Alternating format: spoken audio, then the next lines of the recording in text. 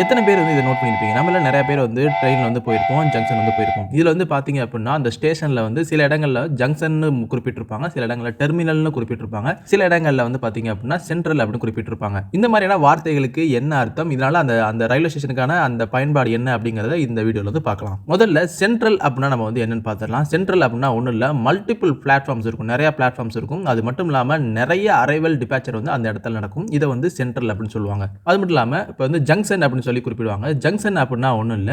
ஒரு 2 R 3 different root வந்து அந்த குறிப்பிட்ட இடத்த வந்து நமக்கு வந்து மீட் பண்ணும். இத வந்து ஜங்ஷன் அப்டின்னு சொல்லி குறிப்பிடுவாங்க. லாஸ்ட்டா வந்து பார்த்தீங்க அப்டின்னா டெர்மினல் அப்டின்னு சொல்லி நம்ம வந்து கேள்விப்பட்டிருப்போம். டெர்மினல் அப்டின்னா ஒண்ணும் இல்ல. ட்ரெயின் வந்து ஒரு இடத்துல இருந்து வருது அப்டின்னா, அந்த வந்த இடத்துல இருந்து தான், அதாவது வந்த பாதையில தான் வந்து அது வந்து ரிட்டர்னும் ஆகும். ஒன் டைரக்ஷன்ல ஒர்க் ஆகுறதுக்கு பேர் தான் டெர்மினல் அப்டின்னு சொல்லுவாங்க. இத சிம்பிளா சொல்லலாம் அப்டின்னா, ஒரு இடத்துல இருந்து வர ட்ரெயின் வந்து ஒரு இடத்துல வந்து லாஸ்ட்டா வந்து டெர்மினேட் ஆயிரும். அந்த ஜர்னி வந்து இந்த ட்ராக் வந்து எண்ட் ஆயிரும். இதுக்கு பேர் தான் வந்து டெர்மினல் சொல்லுவாங்க. இந்த ஒரு விஷயத்த அதிகமா ட்ரெயின்ல போற உங்க ஃப்ரெண்ட்ஸ்ட்ட வந்து கேளுங்க. இந்த மாதிரியான சுவாரஸ்யமான தகவல் தெரிஞ்சுக்கொள்ள நம்ம சேனல் சப்ஸ்கிரைப் பண்ணிக்கங்க. மீண்டும் ஒரு சூப்பரான தகவலோட சந்திப்போம்.